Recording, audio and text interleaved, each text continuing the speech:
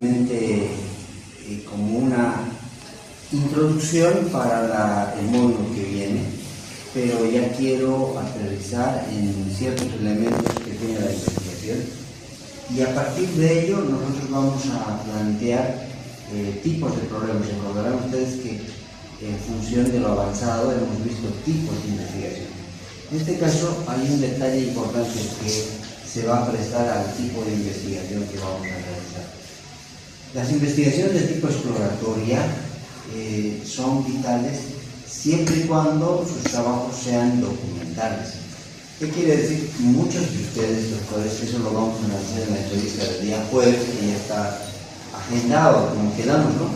El jueves y el martes siguiente tenemos ya entrega de trabajo y al mismo tiempo en esa entrega de trabajo vamos a tener la correspondiente el correspondiente análisis de a qué tipo corresponde. El tipo de investigación exploratoria se da principalmente cuando nosotros no conocemos muy bien el tema. Esto se da con temas poco conocidos.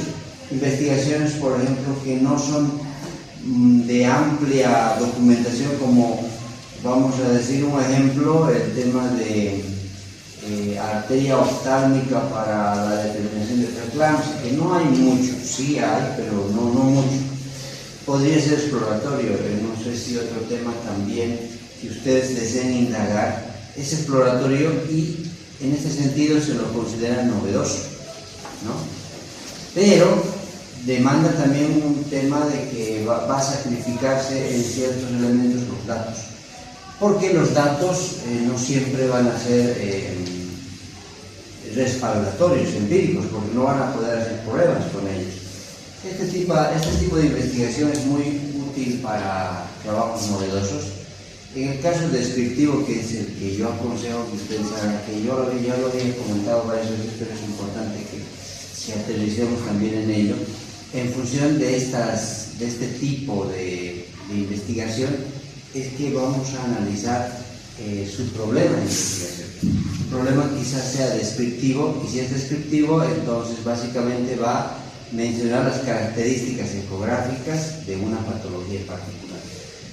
Dentro de ella están los elementos como incidencia, prevalencia, frecuencia, entre ese dato estadístico, por así decirlo, porque al ser descriptivos sí o sí requerimos analizar esos datos, ya sean retrospectivos y prospectivos, que enseguida también vamos a hablar de ello.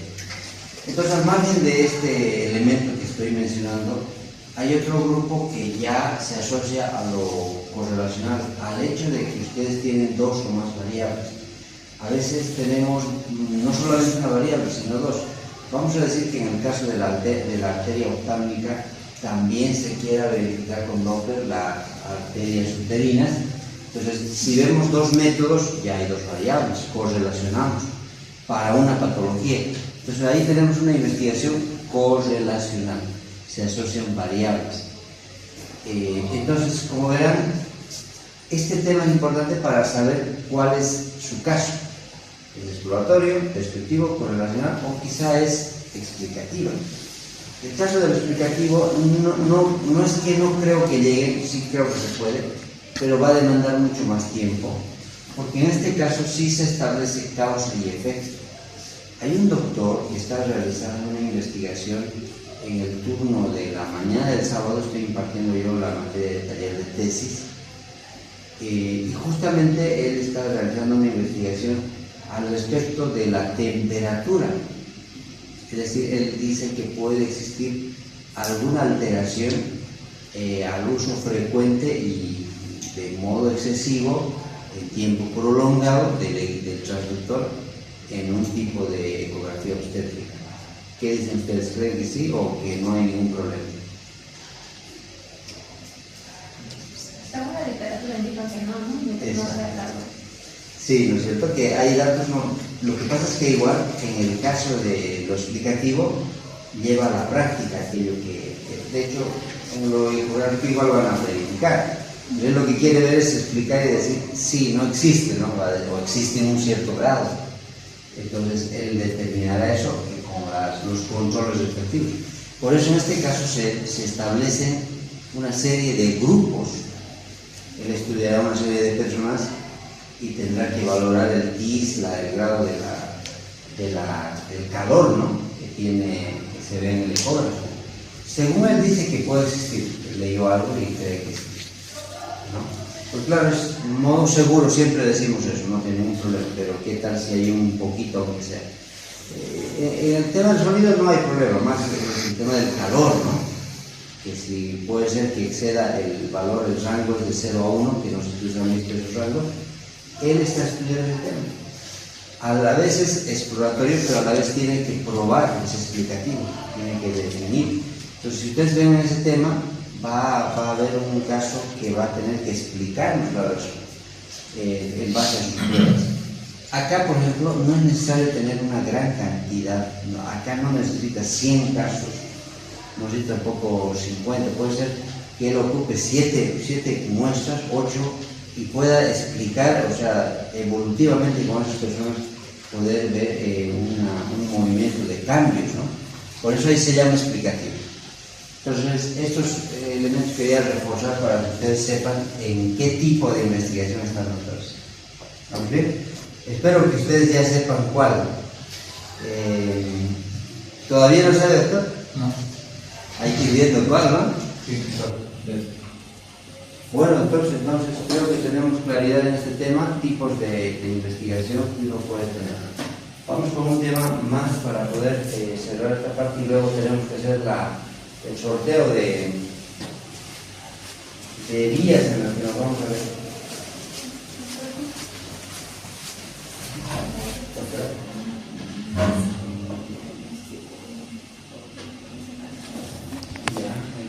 Ya llegando al punto clave de lo que correspondería la esencia misma de la investigación, parte ya del diseño metodológico. Lo anterior era para reforzar lo que hemos avanzado. Este tema ya tiene que ver con taller de tesis, pero quiero adelantarlo porque ya no va a haber oportunidad de hablar más que esta clase para luego el encuentro después de la sesión que va a ser la revisión de trabajos, que es la prueba final.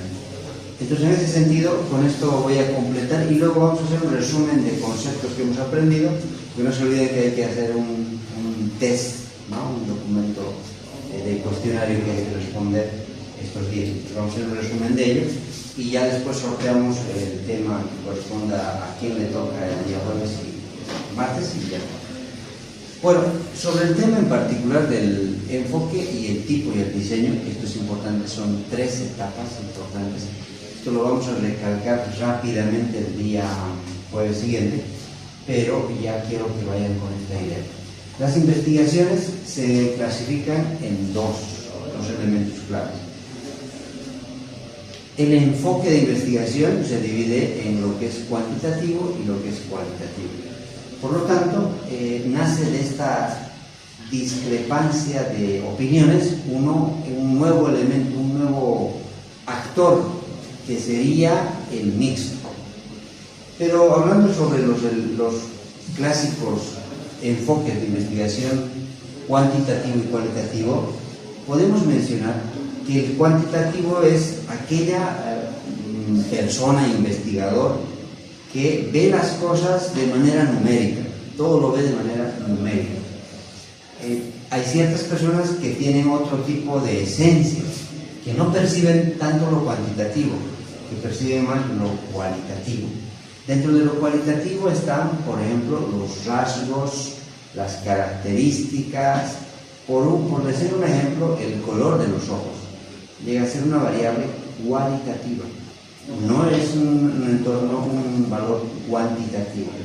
Es difícil de medir, a menos que fuera con un aparato que te dan una medida para tus lentes. De hecho, están más o menos midiendo el grado de enfoque que vas a tener o pérdida de visión, y en ese sentido te dan una cierta medida, pero refiriéndose al color en particular de cada ser humano, no hay un color, no hay un número que le puedes atribuir. Entonces nosotros por eso le damos un color café, negro, marrón, intentamos darle un color, pero no es exacto, no va a ser ese mismo para la otra persona. Entonces, lo que es cualitativo es subjetivo. Muchos de nosotros somos así, ¿no? Somos cualitativos. Y muchos también somos bien cuantitativos, bien analistas, todo queremos clasificarlo por lo numérico. Y me hace recuerdo a una historia donde una pareja de novios le decía, el uno le decía al otro, ¿cuánto me amas? Le dice, ¿no? ¿Cuánto? Y entonces tratamos de darle un número, ¿no? Lo que intentamos es cuantificar. Y sería interesante tener un número en el corazón ahí que diga 99, 100, ¿no? O sea, sería ideal tener una numeración. De hecho, yo vi una película, no sé si vieron una película, no me acuerdo el título, pero en el brazo de los hombres aparecía el tiempo de vida, no sé si ustedes vieron. Era bien interesante porque la escena de esa película justamente acaba cuando se están encontrando estas 10, 9, 8 se tienen que encontrar para como cargar la batería, y justo al encontrarse 0 y muere, ¿no? Porque es instantáneo el momento en el que uno muere. Entonces, tratamos de cuantificar las cosas, pero en realidad no son todas las cosas cuantificables. Muchos investigadores, más del lado, vamos a decir, de las ciencias exactas, creen que todo puede ser cuantificable. No sé si ustedes acá creen que todo puede ser cuantificable. En parte sí se puede. Yo con el tiempo pensé que, por ejemplo, que el amor era subjetivo, era totalmente cualitativo. Hablando de ese sentimiento del amor, puede ser el odio, puede ser cualquier otro sentimiento. Pero ¿ustedes qué creen? ¿El amor es cuantitativo, es cualitativo o qué consideran? Mixto. Es mixto. ¿Cómo podríamos decir que es mixto? ¿Cómo podríamos decir? Porque obviamente cuando hablamos de cuantitativo es que puedes medirlo, ¿no? O sea, es objetivo y a la vez es subjetivo. Entonces, es algo interesante, ¿no? Usted, doctor, díganos qué cree usted que tiene la experiencia necesaria. El experimentado. Los franceses catalogaban al amor como una enfermedad. Y había un periodo agudo, subagudo, crónico, detumescente, etc., ¿no? El periodo agudo se dice que duraba 3 meses, ¿no? De ahí venía el periodo subagudo, que era una meseta y puede durar 3 años. Y de ahí viene, o se mantiene ahí donde se considera que ya el amor es un agudo y sigue en una meseta, o en general baja, ¿no? Entonces ahí está la diferencia entre el enamoramiento y el amor verdadero, ¿no? Inclusive se veían los síntomas, ¿no? Los síntomas son bastante físicos, ¿no? Por ejemplo, taquicardia, midriasis, sudoración en las manos, ruido intestinal cuando uno se debe, cuando uno no quiere que escuchen, insomnio, palabras que se repiten obsesivamente en la cabeza o situaciones. O sea, es una serie de síntomas médicos, ¿no? Claro. Entonces ellos consideran que el amor es una enfermedad que tenía un tiempo de agudo y demás, ¿no? Y obviamente ahí hacía la regla de los 3 meses, 3 años. Y ya lo clasificaban en enamoramiento, apasionamiento, amor. Ese amor, por decir, que puede quedarse durante muchos años, donde ya no existe el pantallazo de la primera vez, donde se acepta a las personas tal como son, y donde ya se admite que uno es para esa persona, donde ya generalmente es más maduro. Pero en general, digamos, durante la juventud también existe diversos grados de maduración y por lo tanto diversos grados de experiencia. Entonces se podría decir que lo cuantitativo podría ser en cuanto a semanas o meses, pero eso también es subjetivo, claro. porque hay personas que se andan cambiando pareja como pañuelos, ¿no? Bueno, ahora no son pañuelos, digamos, calzones, digamos, ¿no? Pero, y otras que se enamoran de una sola y bueno, siempre, los tiempos que yo estaba, generalmente nos casábamos con nuestra primera novia. Así era, ¿no? Y modo, ni qué decir de mis padres, digamos, la época 50, 60. Entonces, pero ahora ya la cuestión, o sea, tiene mucho que ver la moda, el desarrollo intelectual, las redes sociales, hasta la música ha cambiado, ya el enamoramiento romántico ya casi no existe, es más físico, entonces es muy subjetivo analizar eso. Tiene que dar consejería usted, doctor. Y en realidad es que hablar de estos temas es muy complicado, hay canciones que se hablan de ello, de la forma en que piensa el hombre y la mujer, tan diferente, y en ese sentido hay investigaciones, yo me he leído 2 investigaciones sobre este tema, un poco como preámbulo por el hecho de que se dice que el amor puede ser objetivo en el sentido de que se puede ver varios indicadores, ¿no? Un autor menciona que debe existir indicadores como por ejemplo el respeto, el hecho de dar regalos, que puede parecer mentiroso, ¿no? Pero si es sincero, dice que tiene que haber esa muestra, tiene que haber la muestra del servicio, porque tiene que haber un servicio mutuo, y entre esos indicadores hay muchos más.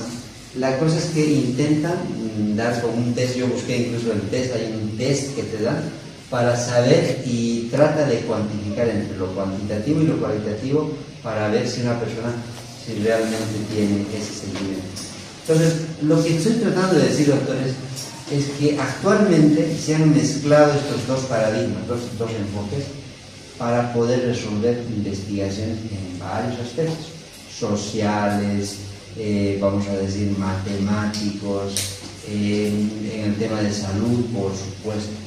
Entonces, básicamente, doctores, lo que ustedes debieran asumir en el campo de la ecografía es un enfoque mixto.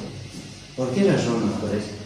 Si ustedes ven entre lo cuantitativo, siempre vamos a valorar, cuando hay un caso de un hígado graso, vamos a valorar elementos cuantitativos al inicio, volumen, si no es el volumen, la medida longitudinal, tal vez el grosor, o sea, van a haber elementos que son numéricos, que esos son parámetros, pero también van a haber elementos cualitativos, que desde nuestro punto de vista ecográfico serían la ecogenicidad, porque si bien es cierto nos han enseñado anecoico negro, hiperecogénico blanco, hipo está entre medio. ¿El hipo qué es? El hipo incluso es muy variable, o sea, entre qué grado de hipo, digamos, no hay una especificidad, ¿no? Incluso el hiperecogénico no es blanco al 100%, es un blanco con un matiz de algunos elementos grises, ¿no? O sea, un poquito, no es blanco puro al 100% y no es negro al 100%, que se puede dar sí en un órgano donde hay líquido total, pero hay algunos elementos que no son tan oscuros al 100%, entonces es subjetivo ese elemento.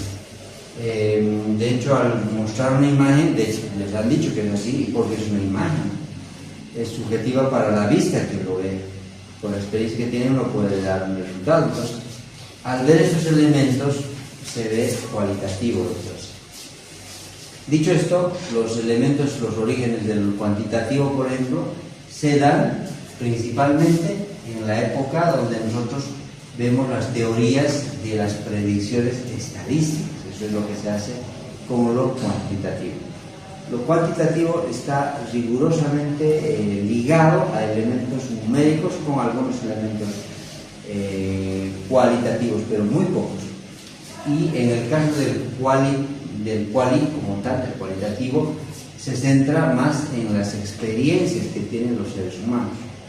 Un ejemplo básicamente de estos 2 casos podría darse una investigación, miren, donde el tema de ultrasonografía explica claramente acá análisis estadístico de la eficacia de la ultrasonografía en la detección temprana de quistes de ovarios. Claramente allí podemos ver un enfoque cuantitativo, incluso que está empezando desde el título.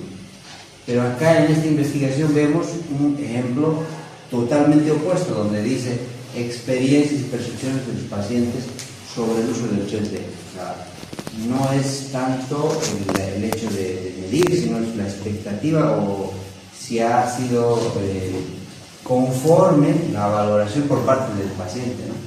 Entonces ahí vemos una serie de experiencias que pueden ser subjetivas, porque puede que el médico ecografista haya hecho muy bien su trabajo, pero por la percepción de él no me pareció, no me trató muy bien, pero el examen está muy bien hecho, ¿no? Entonces esto es subjetivo. Entonces hay que evitar esos extremos en este caso, y lo correcto fuera un mix.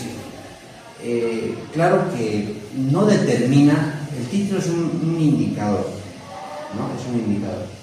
Pero hay casos donde esto que ven acá puede convertirse en mixto también, directamente. Este de acá está muy, ya de hecho es muy cualitativo, no podríamos convertir, habría que cambiar acá algunos valores para el título para convertirlo a mixto. Como que tiene que tener algo de los dos, ¿no? En el título, con el problema, con el objetivo. Pero bueno, van a ser medidas de análisis en el próximo módulo del PERS. Entonces creo que ya con esto llegamos claro a lo que es enfoque de investigación. Entonces, doctores, hay enfoques de investigación que llegarían a ser, en este caso, 3, ¿no? Porque sería el cuantitativo y el mixto. Este tema lo vamos a avanzar el martes siguiente, el jueves siguiente, para que de ese modo ya ustedes puedan tener sus indicadores de medición. Por eso vamos a aprender a obtener qué elementos vamos a medir y vamos a obtener un documento que es un formulario, un instrumento de medición, y con eso empiezan a trabajar, ¿no? Va a haber un trabajito importante en esa semana, doctores, que lo repasen. Esto, doctores, ¿recuerdan? Hablamos del problema. Dentro del problema hablamos también sobre los tipos de variables, doctores. ¿Recuerdan? Vamos a hacer un repaso rápido. Hablamos de que el problema también se denomina problema principal. Esto es importante para el examen que viene tipo test. Dijimos que las preguntas siempre deben estar en interrogantes, y hablamos de que por lo menos deben cumplir algunos de estos elementos. Si no fueran algunos, todos sería genial. Por ejemplo, que no se conozcan las respuestas, porque si ustedes ya conocen las respuestas, no es una investigación, sería una réplica, un plagio o cualquier otra cosa, pero no sería una investigación. La idea es no conocer las respuestas, que las redacciones sean claras, que aporten en cierta medida algo sustancial al conocimiento. Hablamos de los tipos de investigación, miren, exploratorio, descriptivo, correlacional, por eso lo he repasado, y esto está en función de cómo se va a redactar cada pregunta. Acá, por ejemplo, tenemos el explicativo, ya que cambia, acá es cómo influye, acá es qué es, o sea, cambia la manera en la que preguntas. Luego hablamos de que hay variables, ¿no? Hay variables, tiene que haber variables para una investigación, lo hablamos de que esta es una redacción que se puede dar de esta forma, cuáles son aquellos factores, y esto lo hemos analizado. Luego hemos visto la anatomía de un problema, que esto es vital. Hablamos de qué variables, variable independiente y la, ¿no? Entonces esos elementos son importantes. Dentro de este panorama también hablamos del diagrama Ishikawa en otra sesión, y dijimos que la variable que se coloca a la cabeza del diagrama Ishikawa era la variable dependiente. En ese sentido, yo les presenté una serie de ejemplos que nos hemos basado en uno de estos, ¿no? ¿Cuál es la incidencia de los quistes ováricos diagnosticados mediante ecografía transvaginal? En este caso, solo para recordar, ¿cuál sería la variable dependiente, doctores? Quistes de ovario, muy bien. ¿Y la variable independiente? Transvaginal, ¿no? Y si pudieran ustedes ver todas las partes, ¿qué otras partes tiene acá? La palabra enlace, sí, que sería mediante. ¿Qué más? La población. La población o la muestra, ok, que serían mujeres mayores de 50 años. ¿Qué más tenemos? El lugar, el año. Tenemos un detalle más que está faltando. La primera parte, ¿cómo se llama? Que eso está claro. La palabra clave. La pregunta clave, ¿no? Esta palabra. ¿Cuál es la incidencia? Esto es importante, doctor. Esto es clave, por así decirlo. Esa palabra define mucho qué es lo que quieren hacer. Si quitan esa parte, queda incompleto qué es lo que ustedes quieren hacer. Eso es vital para la investigación. Entonces, en una pregunta se debate: ¿cuál es la variable independiente, dependiente? Son las cositas que vamos a preguntar.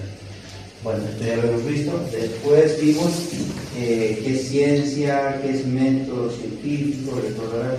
Vimos también sobre el tema de diagrama de Ishikawa. Acá recordarán que lo principal que vimos era que en esta cabecita, ¿qué se ponía? En el ejemplo anterior, ¿qué ponías acá? Esteatosis. En el que vimos recientemente. La variante de criterio. ¿Qué sería? Sí, Aquí pondrías acá, quizás ovario, y acá pondrías las categorías, ¿no?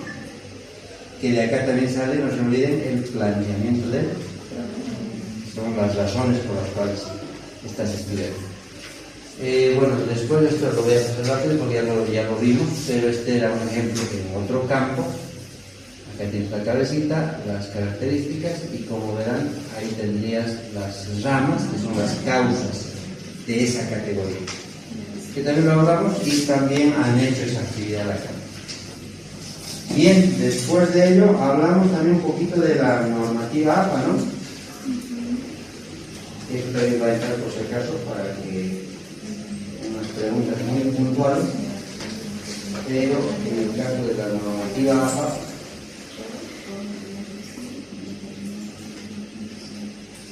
en el caso de la normativa APA, doctores, vimos que en la normativa APA vimos el tema de plagio, que es obviamente la esencia de copiar algo sin reconocer la autoría. Vimos que hay una serie de normas para la redacción del documento, que de hecho se les ha pasado, entiendo que muchos ya lo han descargado, ya han ido trabajando. Y aparte de ello, entonces ya tenemos los tipos de citas. Dijimos que hay citas que si son cortas, ¿qué deberían llevar? Comillas. Si son cortas, menor a 40 palabras. Si son más de 40 palabras, ¿qué pasa? Sangría, correcto. Y si es una cita contextual o parafraseada, debe existir la cita, pero no es necesario que ustedes copien y peguen. Doctores, importante acá, les aclaro desde ahora, que debe existir una combinación de estos elementos. Mejor si hay más de citas, de este tipo de citas. ¿Ya? Porque ahí copias, pegas, de todos los autores, copias, pegas. Pero si solo presentan de un tipo, es muy subjetiva la valoración también, porque no sabemos de dónde están obteniendo ese criterio. Es importante, según tal autor dice tal cosa, copian y pegan. Eso es importante.